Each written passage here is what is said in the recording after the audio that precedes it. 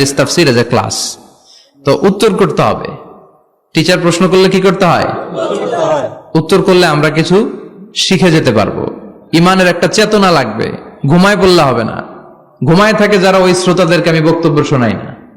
আমি বক্তব্য শোনাই যারা জেগে থাকে, যাদের ইমান জ্বলে ওঠে, ঠিক কিনা? যে ইমান প্রয়োজনে জ্বলে ওঠে না, যে ইমান সত্য ন্যায়ের কথা বলে না, যে ইমান প্রয়োজনে জ্বলে ওঠে না, যে ইমান সত্য ন্যায়ের কথা বলে না, যে ইমান বাস্তবে নাই, যে ইমান অন্তরে নাই, মুখে শুধু ফাঁকা বলি, কি করে তারে বলো ইমানে বলি, কি করে তারে বলো ইমানে বলি, কি করে তারে বলো ইমানে বলি, ঠিক কিনা?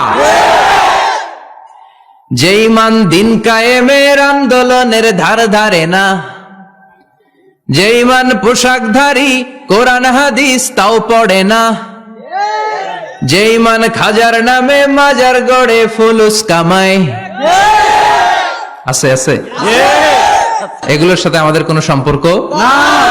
কবরে পড়ে থাকা ব্যক্তির কাছে কিছু চাওয়া যাবে না, চাইতে হবে একজনের কাছে, তিনি কে? আল্লাহ।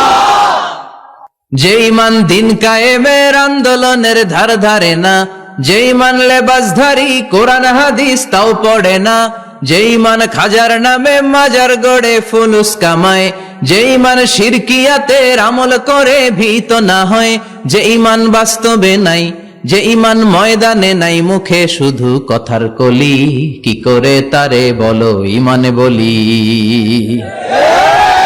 কি করে তারে বলো ইমানে বলি, কি করে তারে বলো ইমানে বলি, ঠিক কিনা?